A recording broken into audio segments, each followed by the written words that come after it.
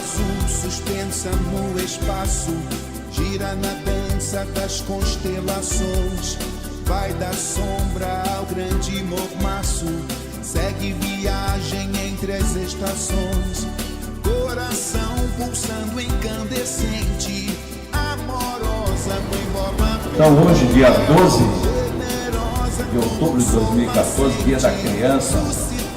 Olha quantas crianças aqui, que coisa legal. Mas melhor ainda, nós temos ainda um monte de crianças lá em cima, lá no nosso abrigo. Crianças há mais tempo do que a gente, é bem verdade, mas crianças assim mesmo.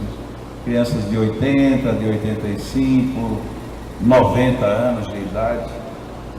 E que nós pedimos de vez em quando que as pessoas, quando tiverem tempo, subam e dêem uma visitada lá, porque são seres extremamente carentes de afeto, de carinho, e cada vez que uma pessoa vai até eles, isso é motivo de muita alegria.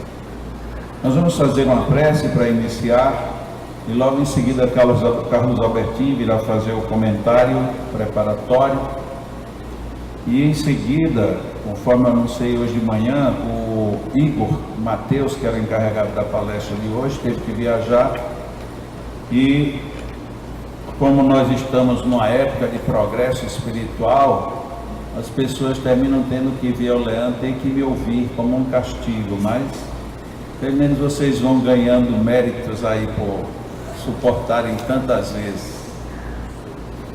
Deus, Pai de infinito amor e misericórdia, muito obrigado, Senhor, por mais um dia, por esta tarde. Muito obrigado pela oportunidade do encontro, pela felicidade que temos de saber que a Tua bondade nos concede anjos guardiões, e estes, por sua vez, nos acompanham de perto, incitando-nos atitudes no bem, estimulando-nos às boas reflexões, e, sobretudo, alertando-nos para que não cedamos ao mal ou às tentações. Agradecemos mais uma vez, absolutamente por todas as bênçãos, e te pedimos paz para os nossos corações, hoje e sempre, que assim seja. Carlos Albertinho.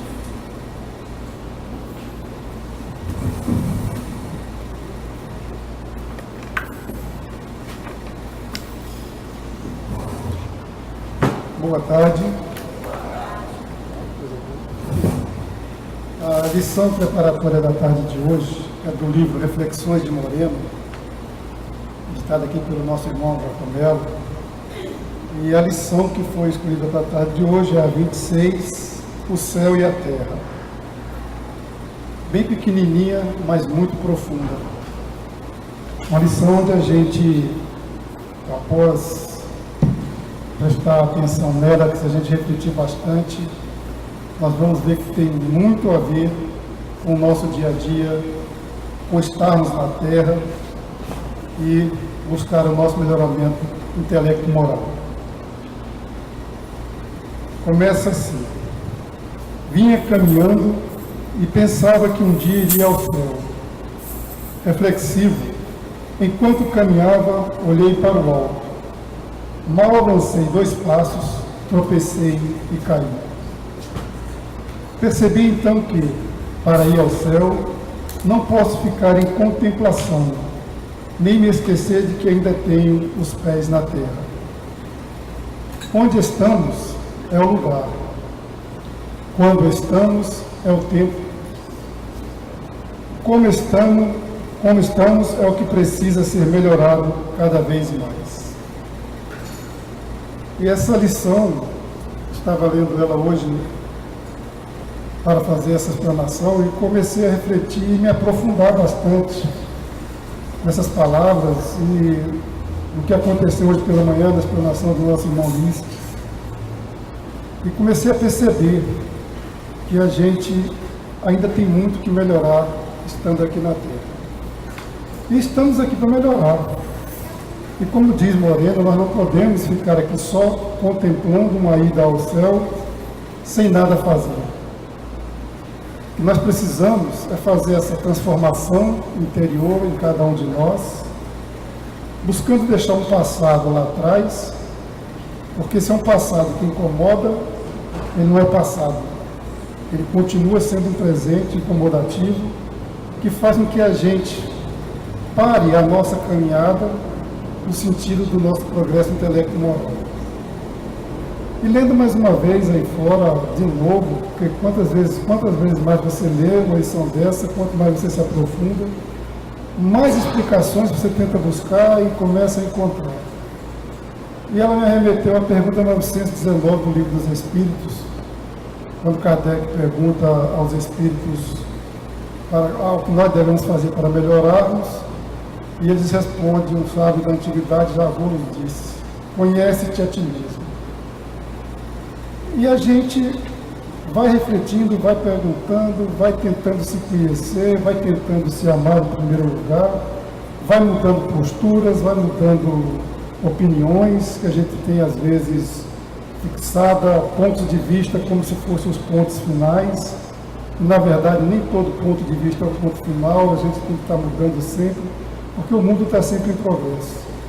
A nossa contemplação em querer que as coisas aconteçam caído dos céus para que a gente melhore, para que a gente seja salvo, para que a gente seja isso ou aquilo, não vai acontecer se nós nada fizermos. Nós estamos num planeta de expiação e provas. Nós precisamos expiar, ou seja, remir as nossas faltas anteriores escolhidas por nós mesmos, através das provas que estamos passando na Terra e muitas vezes no nosso ciclo familiar. Relendo de novo essa lição, me veio uma mensagem à cabeça de Maria Dolores para o Chico Xavier, e que eu me lembro bem do finalzinho da mensagem, que diz o seguinte: que o lar é o primeiro degrau em que o Todo Misericordioso nos concede a escalada evolutiva, ou seja, é dentro de nossas casas, é dentro de nossos lares, é junto com aqueles nossos irmãos em que a gente faz o primeiro degrau em convivência e aprendizado para viver em sociedade, é que a gente às vezes encontra os melhores ou os maiores percalços, os maiores tropeços, como Moreno, que vinha refletindo e foi olhar para o céu, apenas refletindo e caiu. E a gente não pode mais ficar nessa situação de estar olhando lá para trás, o passado. A gente já trilhou caminhos que muitas vezes nós caímos em buracos. A gente já fez semeaduras e muitas vezes colhemos desilusões. O que a gente precisa, na verdade, é entender os ensinamentos de Jesus para nós. A partir da nossa reforma íntima, da nossa transformação, do nosso melhoramento, junto aos nossos familiares, junto aos nossos amigos, aqueles da nossa convivência, a gente vai vivendo em sociedade e vai exemplificando, ao invés de apontar, e quando eu aponto um dedo para alguém, eu tenho mais 3 apontando para mim. Então é necessário que eu veja primeiros e reveja os meus erros, que eu os corrija, que eu procure melhorar para que eu possa ajudar aos outros.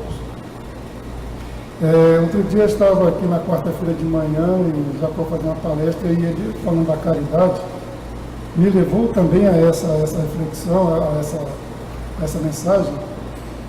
Quem já viajou de avião sabe muito bem disso, quando aquelas aeromoças estão ali fazendo aquelas demonstrações com as máscaras de oxigênio, é dito que você coloca a máscara primeiro em você, e depois que você vai socorrer os outros. Isso é uma forma da gente, em vez de estar contemplando, estar agindo. Aprendemos que a fé é uma ação em movimento.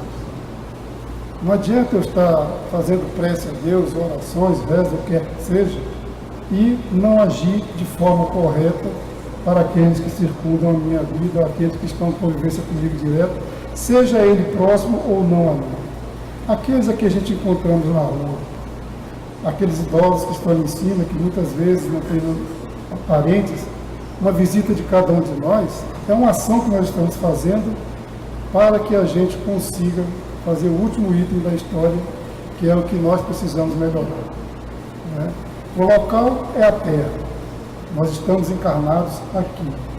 Provavelmente, nós iremos ter outras encarnações aqui, vai depender de cada um de nós, das nossas ações.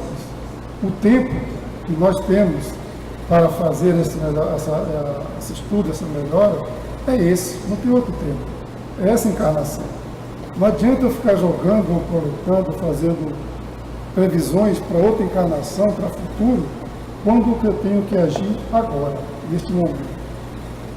A partir do momento que a gente conscientiza-se disso, a partir do momento em que a gente põe os pés no chão, na terra, onde estamos, aí nós vamos perceber que o nosso tempo é esse, em que só contemplações não nos farão seres melhores, mas ações, caridade, fraternidade, amor, conhecer a si mesmo, transmitir esse conhecimento aos outros, aos nossos familiares, aos nossos amigos, aos nossos irmãos, vendo o irmão em dificuldade, procurar ajudá-lo da melhor maneira possível, estender-lhe a mão e não apontar-lhe o dedo. Agindo assim, com certeza, meus amigos, meus irmãos, a gente vai conseguir essa transformação a que Morenos nos chama a refletir. Eu convido a todos a até adquirir o livro e dar uma lida nas reflexões que tem nesse livro, que são muito importantes para a nossa vida, para o nosso dia a dia, para que a gente sinta que este livro está em conjunto, em comum com a doutrina espírita, nos ensinando a entender o que o Mestre, que Jesus quer de nós. Quer que nós façamos no nosso dia a dia, quer que nós façamos conosco, quer que nós façamos com o próximo. E quando a gente entende isso com mais clareza, quando a gente vai abrindo nossas mentes, tirando da frente de nossas vistas, esse lençol que faz com que muitas vezes a gente vê as coisas turbadas, ou seja, apagadas, opacas, quando a gente vai limpando esta visão, a gente vai vendo que viver não é tão difícil. O mais difícil é a gente se transformar, dominar os nossos inimigos interiores, dominar o orgulho, no sentido mais ruim que essa palavra possa nos trazer, o egoísmo, o ódio, a inveja. Quando nós fazemos isso, quando nós conseguimos sair vencendo essas barreiras, quando nós entendemos que a nossa necessidade na Terra, muitas vezes, é igual a dos nossos irmãos, a gente com certeza crescerá. Façamos isso. Reflitamos bastante na nossa vida, reflitamos no que nos acontece hoje, reflitamos no que está acontecendo neste momento e no local que acontece, que é onde nós estamos encarnados. Procuremos o melhor ponto de apoio. O melhor ponto de apoio, pergunta 625 do Livro dos Espíritos, Jesus. Quando nós nos firmarmos nos seus ensinamentos e realmente seguir fazendo como ele, o que ele fez, com certeza nós nos tornaremos verdadeiros homens de Deus. Uma boa tarde a todos, um beijo no coração e muita paz.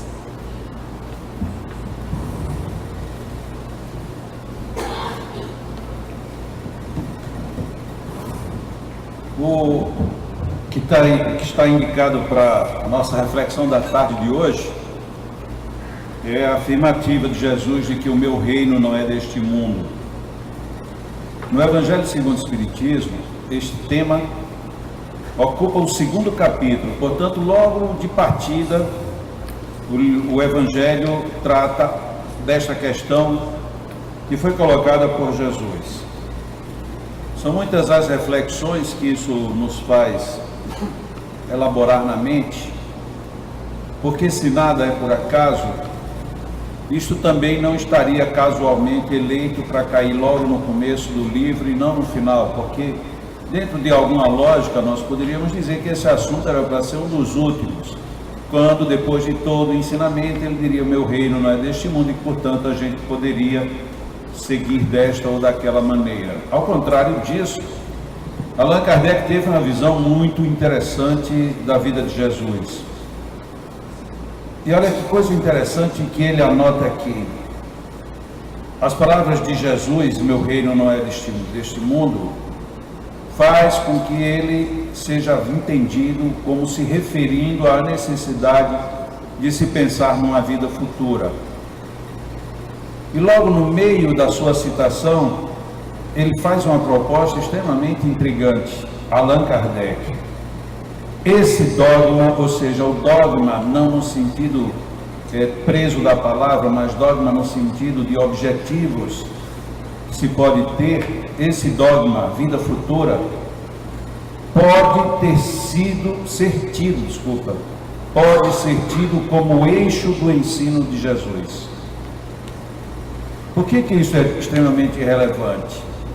Porque muitas vezes nós ficamos demoradamente na periferia e nem ao menos nos damos conta de que estamos na periferia, porque a gente termina sem ter uma linha mestra de visão, de objetivos, de finalidades do que a gente está estudando. É muito comum as pessoas dizerem para a gente: você precisa estudar, você precisa aprender, você precisa assomar conhecimentos. Tudo bem, mas se alguém pergunta por quê, por incrível que pareça, a resposta ela vem junto com a afirmativa de Jesus em direção ao futuro. Porque se você não estudar, você vai passar necessidade. Porque se você não estudar, você não vai ter um bom emprego. Porque se você não estudar, você não vai ser bem reconhecido socialmente.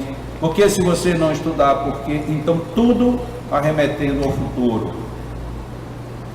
Se isto é uma verdade verdadeira no nosso dia a dia, não seria diferente com o próprio ensinamento de Jesus.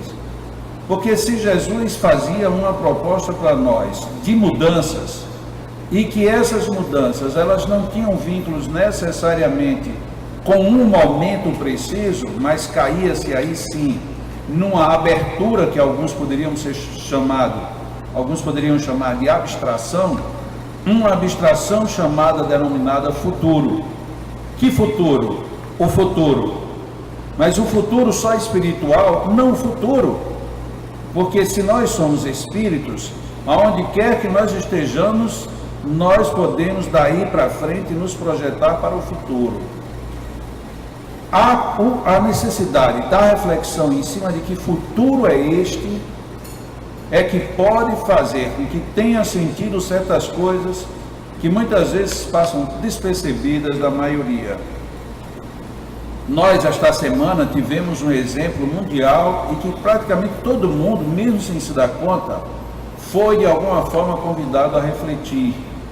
Quando o Prêmio Nobel da Paz fez a indicação de uma menina, uma mocinha de 17 anos, e de um homem de 60 anos, sendo que um de origem paquistanesa e o outro de origem indiana.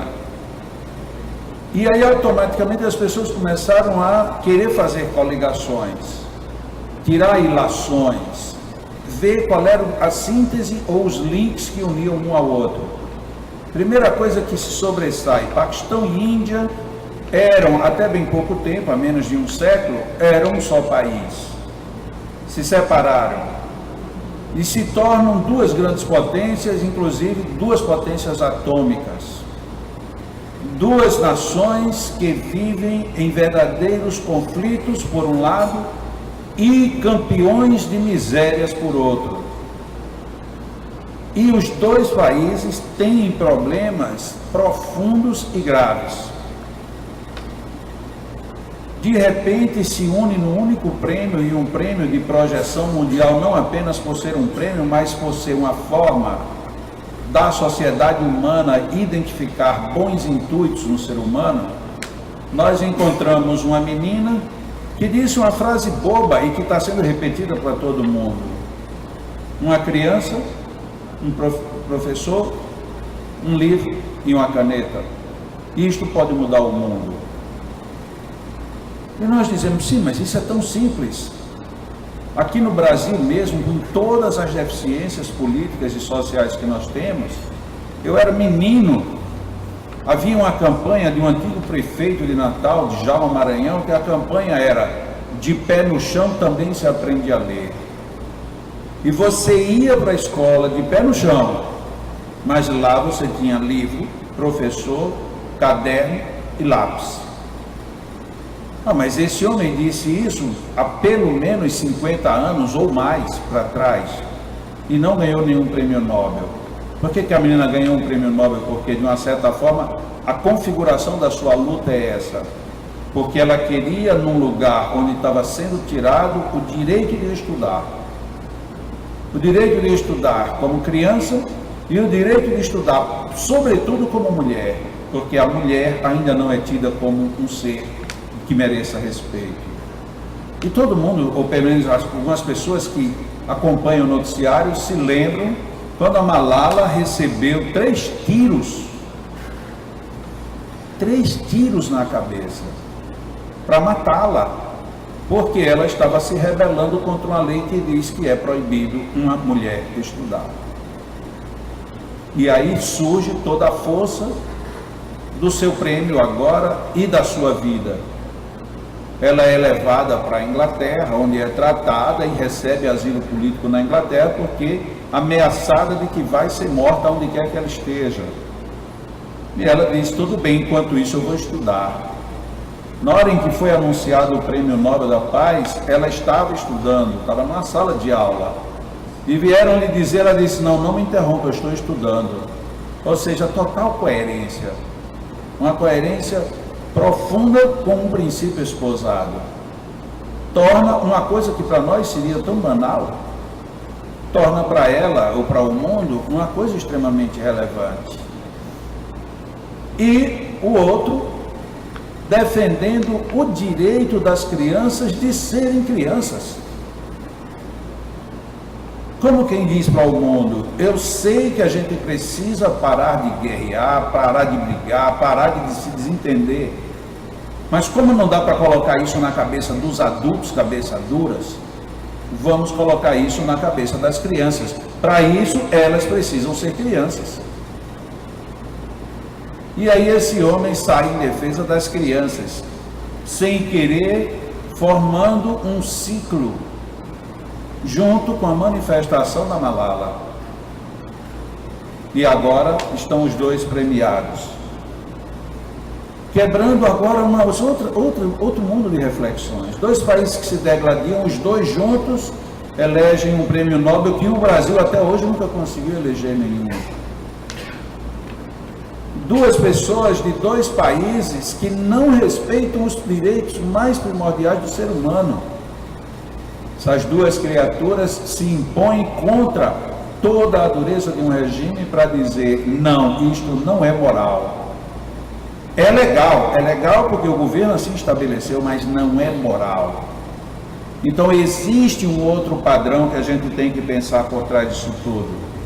Mas e por que é que essa menina luta tanto? Ela não precisava mais estar lutando, ela já está na Inglaterra, já está fazendo escola, já tem bônus de todo tipo de órgão governamental apoia a Malala.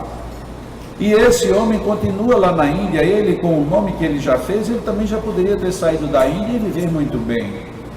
Por que é que eles continuam? Porque eles têm uma visão de futuro, a visão do depois, do além. Não do além, morte, mas do além daqui a pouco, do além o que vai acontecer com as outras pessoas que não tiveram tanto empenho para dizer o que eles dizem. É visão do futuro. De que vida futura Jesus estava falando? Ele não estava falando aleatoriamente de depois que você morrer, você vai ter todo o seu problema resolvido. Porque se ele tivesse dito isso, ele teria errado. Porque se todo problema se resolvesse com a morte, então todo assassino seria um santo. Porque ele estaria resolvendo o problema da humanidade. Ah, você está muito mal, eu te mato, teu problema está resolvido. Mas aí surgiram as outras doutrinas que colocaram que quem faz o mal vai para o inferno. Matei. Então o inferno é coisa boa? Não, o inferno é péssimo. Então quer dizer, alguém está condenado porque está errando, e aí como ele está errando, eu vou errar lhe colocando num lugar ainda pior. Para você ser o quê? Pior do que você já era. Porque a gente cria até situações estranhas. O fogo queima, dissipa tudo. Mas o fogo do inferno não, você continua vivo lá dentro. É um sadismo impressionante. Porque eu vou lhe colocar num fogo eterno.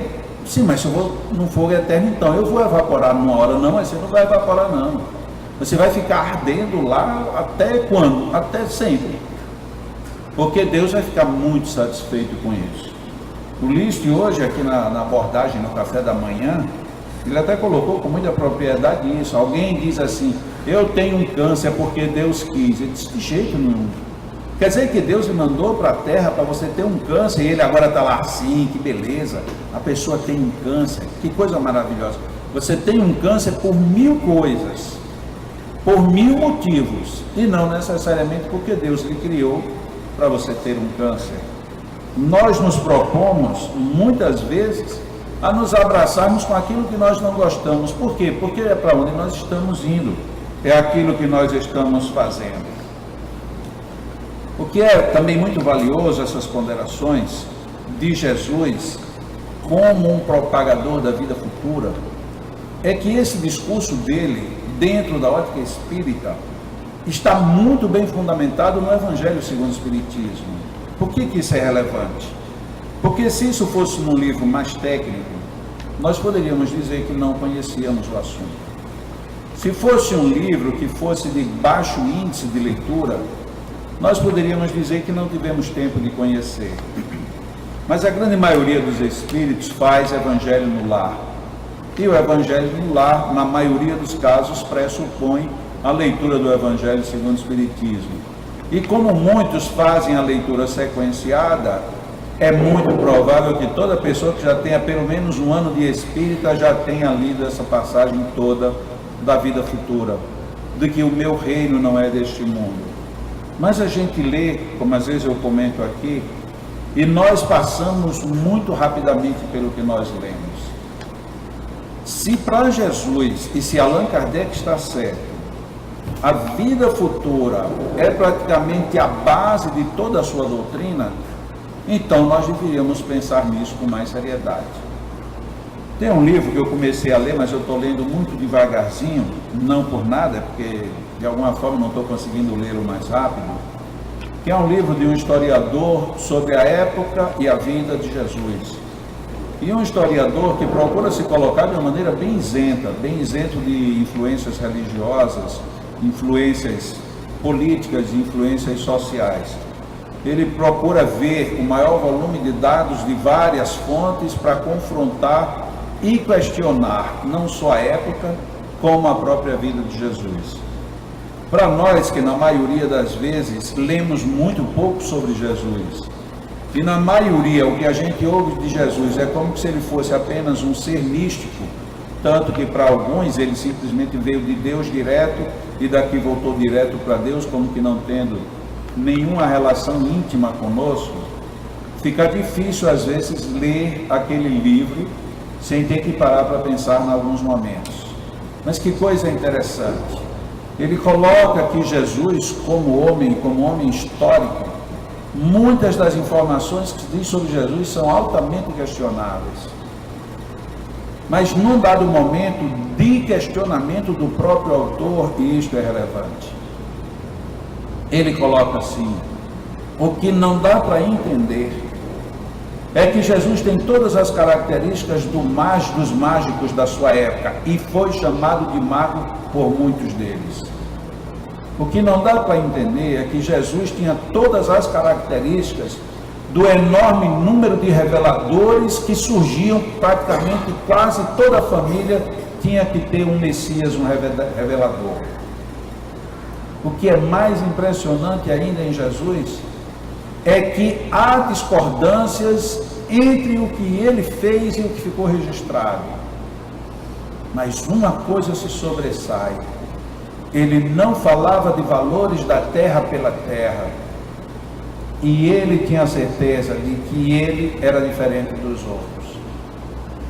E o autor do livro, num dado momento, parece que se trai. Ele diz: e por mais que eu queira encontrar um Jesus que apenas atenda aos aspectos históricos, este Jesus transcende todas essas informações. Por que isto é importante?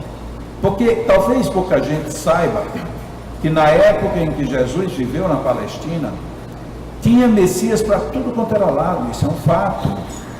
Todo mundo se dizia que era o enviado de Deus, todo mundo isso, todo mundo aquilo, mas todos eles, sem exceção, todos cobravam rios de dinheiros por tudo que faziam. Todos os magos, todos os profetas da época de Jesus, todos eram ricos. Então as próprias famílias incentivavam para que os seus filhos se apresentassem como o Messias. Mas nenhum deles incomodou o poder da época tanto quanto Jesus, porque Jesus não estava falando de uma riqueza que eles tinham, mas de uma riqueza que eles não sabiam qual era. E aí criou toda a problemática que levou à culminância com a sua crucificação. A crucificação, inclusive, ela entra no contexto histórico da vida de Jesus como a imagem projetada do governo da época, para dizer que aquele homem, ele não era profeta, ele não era mago, ele não era Messias, ele não era coisa nenhuma, ele era pior do que qualquer vagabundo, do que qualquer bandido da sua época. Onde estava a força de Jesus? Exatamente no contexto que Allan Kardec sacou aqui de uma maneira tão preciosa para a gente. A valorização de uma vida futura que independe dos padrões da vida atual. Independe como? Independe no sentido de que uma coisa não pode estar condicionada à outra.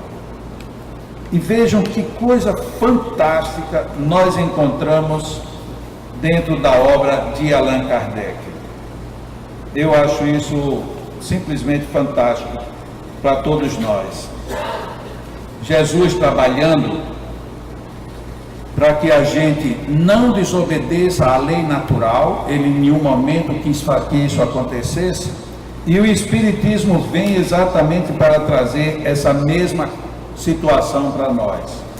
E aí no item 6 do Evangelho segundo o Espiritismo, do 2º capítulo, olha o que Allan Kardec anota: Deus, consequentemente, não condena os gozos terrenos, condena sim o abuso desses gozos em detrimento das coisas da alma. Quando isso é lido de uma maneira bem destacada e dentro desse contexto que eu procurei abrir, nós começamos até a nos perguntar, mas então isso é fora do que eu tenho vivido, do que eu tenho ouvido e do que eu tenho sabido. Porque nós ouvimos tanto em condenação, em culpa, em pecado, em erro, que a gente vive dentro de um clima de autofrustração a cada instante. Nossa, eu estava pensando nisso, mas eu não posso pensar nisso porque isso é um erro. E no desenvolvimento do texto do próprio Evangelho segundo o Espiritismo, Allan Kardec coloca: é mais do que natural o desejo das pessoas de estarem bem, de progredirem moral, material e espiritualmente, e intelectualmente. É natural, porque se isto não fosse, a lei da natureza estaria completamente equivocada. Mas como é que isto é natural e eu encontro tantas barreiras? Como normalmente eu costumo dizer, eu falo aqui em nome do Espiritismo, porque eu não tenho nenhuma autoridade, talvez não tenha nem autoridade para falar em nome do Espiritismo, mas pelo menos no Espiritismo é onde eu estou. Eu não sei como é que são as outras religiões, sei porque a gente ouve, lê, conversa, mas no Espiritismo, quantas vezes a gente está mais preocupado no castigo de agora do que pensar na redenção do futuro? De onde vem o futuro? O que que nos leva, por exemplo, a querermos fazer um curso, uma especialização, a querermos participar de um concurso, a ganhar experiência para desenvolver uma determinada prática? O que que nos leva a isso? Se eu imaginar que a minha vida, por mais longa que seja, ela vai chegar a 100 anos, vai chegar um momento que eu vou dizer, não tenho para que estudar. Então por que eu devo estudar? Por que eu devo fazer algumas coisas? Não é só pelo prazer de ver, de aprender ou de saber. É porque isso eu sei vai se consolidar em mim daqui para frente. E o daqui para frente não tem ponto final. O daqui para frente é sem ponto final. No máximo que encontramos na nossa linha de caminhada são reticências, como a dizer que tem muita coisa ainda pela frente. No Espiritismo, dilatando, portanto, esta nossa percepção do futuro, nós facilmente entendemos que é preciso ser bom, é preciso estudar, é preciso vencer, é preciso superar, é preciso... Por que motivo? Porque eu sei que esse é o caminhar lá para frente. Porque em qualquer nível da natureza que nós observemos, é exatamente assim que a natureza se move. E se é assim que a natureza se move, isto faz parte da grande lei. Quando eu quero ser bom, apenas porque me impõem que eu seja bom, eu vou ser um bom frustrado. Imagina você ser um bom profissional, mas você não gostar do que você faz na sua profissão. Você é bom, você pode até dizer, bom, pelo menos eu ganho melhor, ou eu tenho um melhor destaque, mas eu não me sinto bem. Por que você não se sente bem? Porque isso não me faz bem. Eu gostaria mesmo era de fazer aquilo outro. Aqui no Leão a gente vê às vezes pessoas que vêm visitar os nossos idosos e que ali depois vem uma vez, duas, três, depois de várias vezes que vem, a gente vai conversar. A gente descobre que são pessoas às vezes super bem posicionadas na vida, que têm condições financeiras, que têm tudo, mas diz, olha, eu adoro a hora que eu chego aqui. Aí nós vamos pensar, é porque isso aqui é um ambiente espírita? Não. É porque aqui todo mundo anda cantando mantras? Não. Então o que tem de diferente? Você se encontra com o seu potencial para o futuro. Quando eu sou bom, eu não sou bom temporalmente. Eu sou bom de uma forma atemporal. Quando alguns filósofos entram nesse mundo do atemporal, espacial, ou não temporal, não espacial, esses filósofos, esses pensadores nos arremetem para coisas que muitas vezes deixam espaço para que a gente entenda o que de fato é o futuro. O futuro, inclusive, se faz na remoção das sujeiras do passado. Mas como é que eu posso mexer no meu passado? Na hora em que você muda o seu padrão de lidar com ele. Como é que você se encontra com você? Quando hoje se fala tanto nessa necessidade de eu me reconhecer e de eu vencer aquilo que me traumatiza, na realidade eu estou querendo remover o lixo que eu acumulei no meu passado. Por quê? Porque eu quero caminhar no futuro de uma maneira mais limpa, mais suave e também mais célere, mais ágil. O progresso intelectual que Allan Kardec tanto defende, ele não nega em nenhum momento da codificação. O progresso intelectual enseja muito melhores oportunidades de nós crescermos. Mas ele sempre pontua, todavia, o progresso intelectual sozinho é duvidoso. Ele por si só não consegue fazer a modificação que nós esperamos. Então o que nos falta? O progresso moral. Mas o progresso moral depende do intelectual? Nós temos uma tendência a descartar logo. Não. O progresso moral não tem nada a ver com o progresso intelectual. A visão de Kardec é diferente. Ele diz que o progresso intelectual engendra o progresso moral. Não de forma instantânea, mas de forma consequente ou subsequente. De que maneira? Você desenvolve tanto que chega um momento em que você diz, tem alguma coisa errada. Como é que eu chego aqui e os outros estão todos lá embaixo? Para que eu me sinta feliz, eu preciso dos meus semelhantes no nível de pé de paridade. Como é que se eu evoluo tanto, não tenho pessoas tão evoluídas, como é que eu vou viver nesse mundo? Pessimamente mal. E a partir desse momento eu começo a engendrar a necessidade das grandes transformações para que todos cheguemos de novo no mesmo ponto. E aí nós vemos o mundo, sem querer, muitas vezes patrocinando isso. A gente critica muito, e deve até ser criticado mesmo, muitos comportamentos locais, regionais, nacionais, continentais, mundiais, mas que há um esforço visível da inteligência programando um futuro melhor, isto também é inegável. Nós encontramos institutos como a Organização Mundial de Saúde, que se preocupa em criar melhores condições para que tenhamos melhor saúde. Mas quem vai ter melhor saúde? Todo mundo. Mas como se tem tanta miséria? Pois mesmo dentro da miséria chegaremos lá.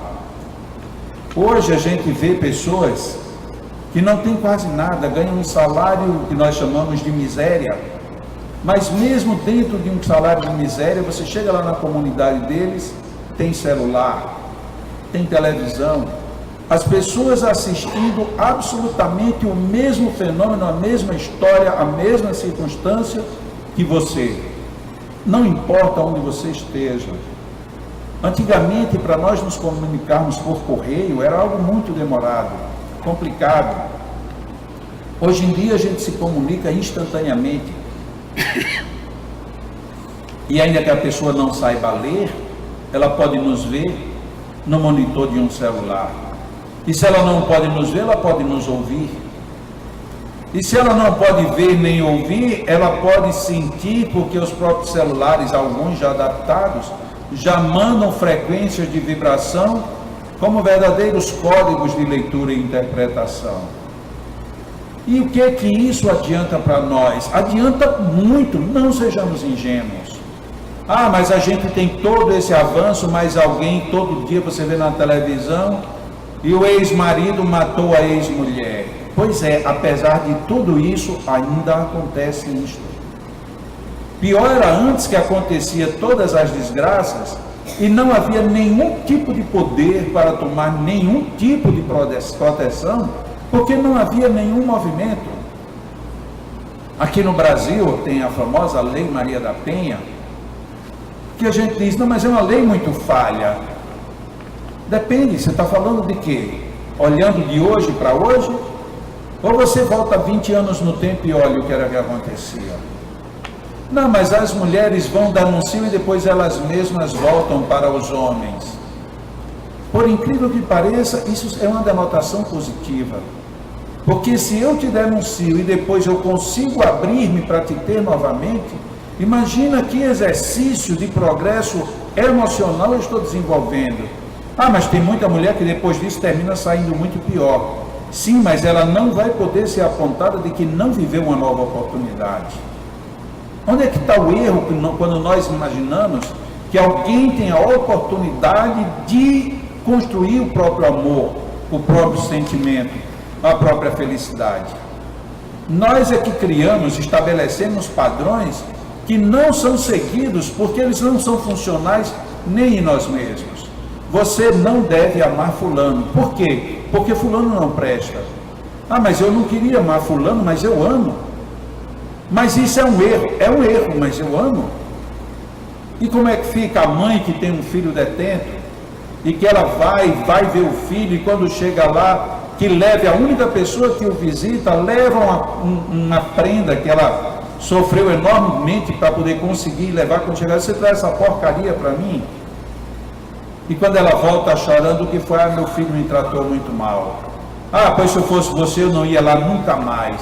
Disse, não, ele tem razão, porque ele está sofrendo tanto, semana que vem eu volto. São exercícios. Exercícios de onde? Da minha reflexão sobre um mal que existe dentro de um universo de amor. Isso é um mundo novo. Esse mundo nós precisamos resgatar. Porque a gente está ficando só na aparência do mal, em termos de análise, ou no favorecimento do mal, quando nós nos omitimos. Quando Jesus propõe um plano de vida futura, um plano que no livro A Gênesis ele chama de nova era, lógico que ele não estava falando necessariamente de mundo espiritual. Quando Jesus diz, o meu reino não é deste mundo, porque se o meu reino fosse daqui, os meus anjos viriam lutar comigo. Como é que esses anjos viriam lutar? Teriam reencarnados e estariam todos formando um exército. Porque este era o padrão da época. Os grandes missionários tinham os seus exércitos. Mas o meu reino não é daqui. E onde é que está o seu reino depois que toda essa geração tiver passada? Mas que geração? Se fosse a geração fisiológica, então o reino já estaria estabelecido. porque 100 anos depois não tinha mais ninguém daquela região, daquela época. Então ele não estava falando tão pouco de uma geração física, ele estava falando da geração cujos valores eram ainda totalmente abomináveis.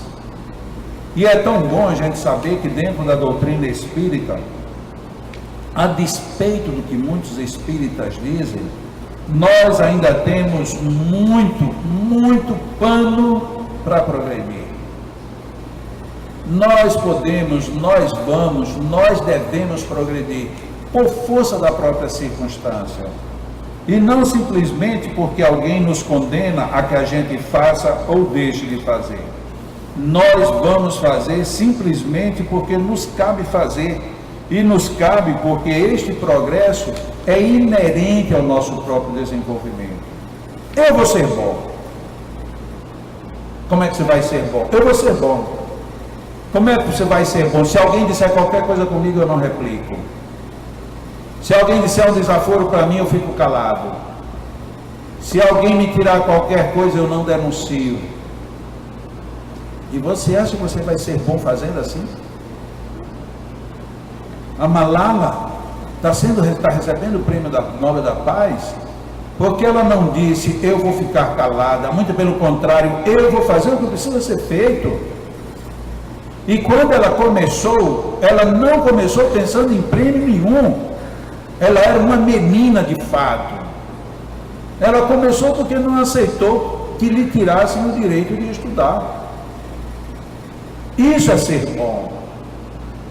Ser bom não é simplesmente deixar que a coisa aconteça.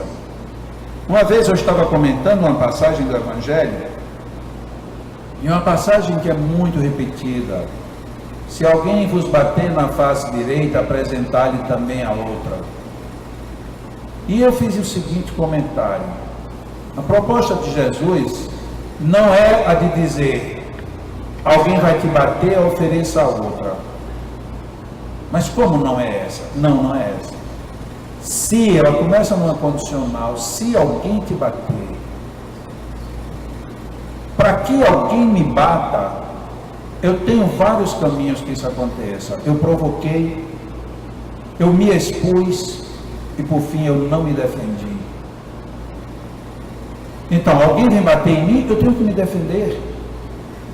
Agora, se eu não me defendo e ainda dou asa para a pessoa bater, então eu tenho mais é que dar a cara de novo para bater outra vez. Porque você não está sendo digno, nem ao menos da própria defesa. Em nenhum momento Jesus propôs de que nós iríamos progredir espiritualmente sem fazer defesa. Que nós fôssemos dignos e nobres, a ponto de dar outro manto e de caminhar outros 1000 passos, mas não de simplesmente ficar sem fazer. Alguém quer te tirar, então tome mais. A pessoa toma um susto. Você vai ter que ir comigo. Tá bom, eu vou, e de lá a gente não vai no outro canto. Não, mas eu não quero ir tanto. Não, mas se você quiser, eu vou. É uma proposta ousada, a proposta de Jesus. E é uma proposta sempre no caminho da frente, nunca para trás. Não retrograde, não volte, não tema ser a pessoa que você é. Seja bom, seja do bem, expressão tão comum hoje. Vá, a vida futura começa agora. E não é a vida futura, não vá viver esta vida pensando depois que você morrer. Não vá, porque eu já digo de agora, vai ser uma grande decepção. Se você está vivendo numa tristeza e numa amargura sem fim, pensando que chegando do outro lado vai estar tudo sorrindo, você está enganado. Quem está lhe dizendo isso está lhe enganando. A vida de lá é a continuação da daqui. Se você saiu daqui simplesmente amargurado, você vai chegar do outro lado amargurado do mesmo jeito. Quantas narrativas nós temos em tudo que é tipo de comunicação, consciente, inconsciente, espírita, não espírita, de espíritos que se foram e depois diz, eu não deveria ter feito. Você não deveria ter feito por quê? Não, porque quando eu cheguei aqui o negócio foi muito pior. Se lá foi muito pior, então vamos começar a colocar os pés no chão aqui. Faça com que seja bom aqui. Aqui pode ser melhor. Porque não faria o menor sentido Deus nos dar uma habitação na terra para simplesmente isso ser uma desgraça e a gente voltar para lá pior ainda. Isso é um equívoco. Ou então Deus nos coloca na terra somente para dizer: eu quero ver quanto de desgraça você suporta. Se você suportar muita desgraça, aí eu lhe dou um presente. Então Deus seria sádico. Deus quer que nós sejamos felizes. A nossa proposta é de felicidade. Só que não é uma felicidade de brincadeira, é uma felicidade profunda. E ela se funda no quê? O fundamento da felicidade profunda é exatamente a vida futura. Como assim? Você ser feliz hoje para continuar feliz amanhã. E não ser infeliz hoje pensando que depois disso vai vir uma felicidade. Jesus disse isso também numa outra passagem. Não se colhe frutos bons numa árvore má. Imagina bem, a pessoa sofre aqui, reclama, padece, porque às vezes é muito fácil a gente dizer a alguém que está com uma dor violenta e você dizer: não, tenha paciência. Como é que você vai dizer tenha paciência para uma pessoa que está com muita dor? Como é que você vai dizer tenha paciência para uma pessoa morrendo de fome? Como é que você vai dizer para uma pessoa isso passa quando ela foi abandonada por um grande amor da sua vida? É teoria, porque na verdade é difícil. Você está sofrendo uma dor violenta, física, você está passando fome real e você sentir a perda de um grande amor. Não é uma teorização que vai resolver, é você estar preparado em si mesmo para vencer essas oportunidades. Como é que eu venço a fome? Procurando comida. Como é que eu venço a sede? Procurando líquido. Aí hoje a gente pega o Brasil com um problema gravíssimo de água, gravíssimo. Quem mora no estado de São Paulo está no Deus nos acuda. A reserva da Cantareira está abaixo de 5% já. Numa época em que deveria ter pelo menos 60% de reservatório cheio. Está a menos de 5%. O que esse pessoal vai fazer? Ter zelo com o uso da água. E aí a gente vai aprender. Vai aprender por quê? Porque no futuro pode ser que falte de novo. E quando faltar novamente, vai faltar agora para o teu filho. E a sede do teu filho é mais seca do que a sede que você tem nos seus lábios. A dor que o teu filho sofre dói mais do que a dor que você sente. Por isso é que quando a gente casa e tem filhos, a gente começa a entender que o mundo é totalmente diferente do que a gente imaginava. Como é que eu vou querer vencer a dor do abandono de um grande amor sem que eu não busque empregar o meu amor? Porque eu estou carente de receber amor. Mas se eu tinha amor por alguém, esse sentimento está em mim. O que eu devo fazer com esse sentimento? Jogá-lo fora, como muita gente faz, ou tenta? Eu agora odeio aquela criatura. Mas você não odeia a criatura porque a criatura desapareceu.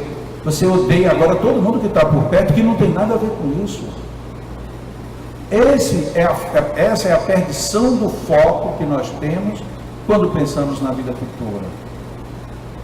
Resumindo, quando Jesus diz o meu reino não é daqui, ele não estava dizendo que o meu reino não é do lado de todos. Agora, enquanto vocês pensarem tão distante, ainda estaremos num outro padrão. Mas ele mesmo disse que nenhuma ovelha do meu Pai se perderá. Se ninguém vai se perder, então todos nós estamos achados. O que falta? Falta que a gente se ache. Eu tenho que me achar a mim mesmo. Eu tenho que saber quem sou eu, o que eu estou fazendo aqui, o que eu posso fazer para ser melhor. Isto é deveras muito importante. A maioria das vezes nós vivemos a vida sem ter a mínima noção do que estamos fazendo aqui.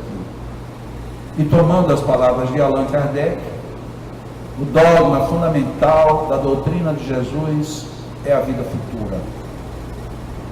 não é a gente ficar pensando no céu quando ainda tem os pés no chão. Mas se eu tenho os pés no chão, o meu céu começa aqui. É aqui que está o meu paraíso. Na doutrina espírita, o espiritismo não poderia condenar em ninguém o desejo de se melhorar, de crescer, de aprender, de ser. Se algum espírita condena, pode ter certeza, é alguém que ainda não entendeu a essência nem de Jesus, nem do próprio espiritismo. Porque a nós, o que nos compete dentro desse pequeno trecho que foi lido, é evitarmos os abusos. Porque qualquer abuso, de qualquer natureza, faz mal, a natureza diz isso. Adoro manga, coma manga bastante, para você ver o que acontece no outro dia. Eu sou uma pessoa que me disseram que eu tenho que beber 2 litros d'água, eu estou bebendo 5. Espere para ver o que vai acontecer.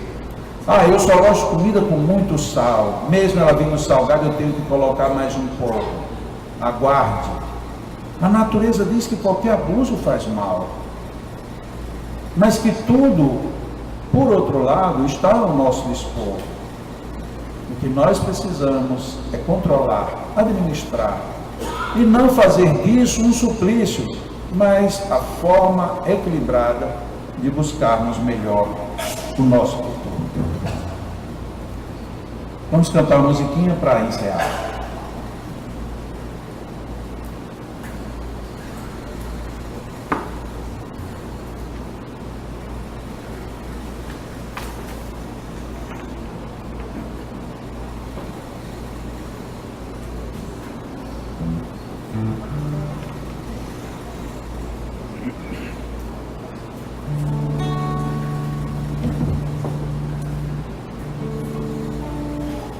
Tudo nesta vida sempre traz uma lição, seja uma alegria, uma tristeza, solidão.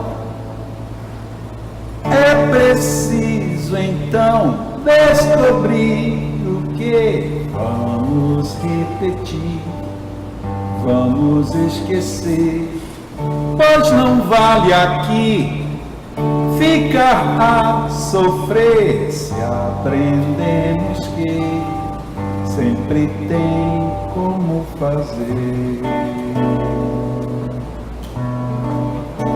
bem melhor, bem crescer, não fugir, não sofrer, superar e cantar.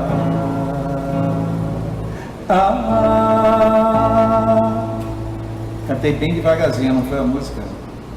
É tão bom viver, é tão bom cantar. Deus está aqui, sinta-o no ar. É melhor sorrir e agradecer, todos como irmãos, de mãos dadas na lição de amor, de perdão,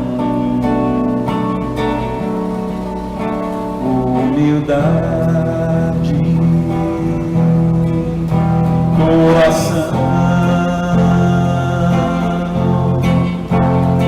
progredir.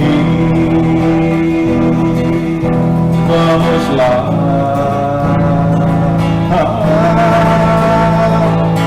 É tão bom viver, é tão bom cantar. Deus está aqui, sinta-o no ar.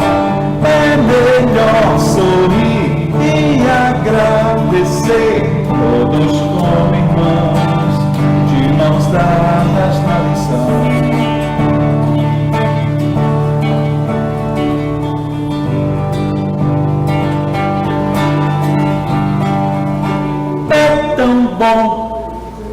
É tão bom, Deus está, sim. amor. É melhor sorrir e agradecer, todos como irmãos, de mãos dadas na lição. Cantei bem devagarzinho para ninguém se espantar muito. Obrigado. Mas é bem dentro do contexto, né, de vida futura. É tão bom viver, tão bom cantar, sorrir, progredir. Está tudo aí, é só tornar essa música, porque Deus está aqui. Sinta-o no ar. Aqui aonde? Aqui. Não é verdade?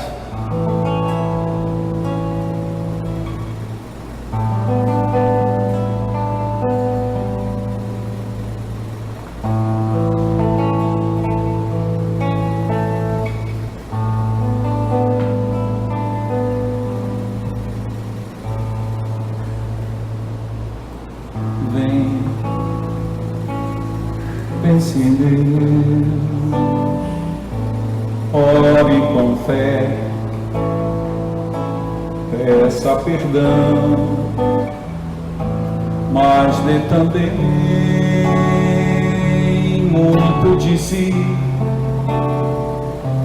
e agradeça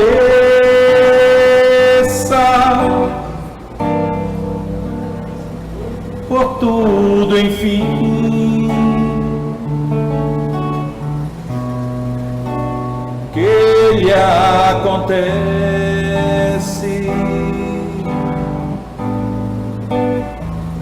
É pro seu bem.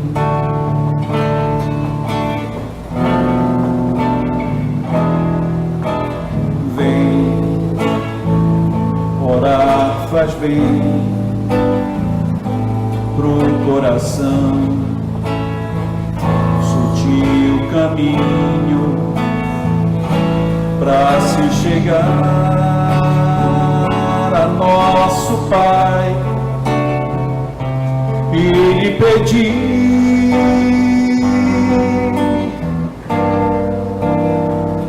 tudo de bom,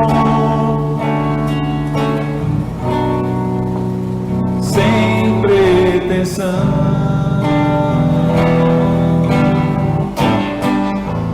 de imposições. Ore assim, Pai meu amigo, conto contigo, com tua paz.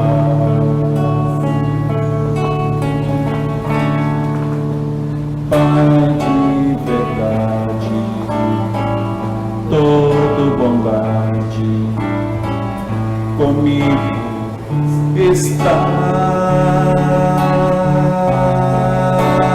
Quero te agradecer por tanta vida em mim, pelos amigos aqui comigo e os que não estão. Graças te dou, meu Pai, por tanta luz, enfim, sempre contigo, és o contrito,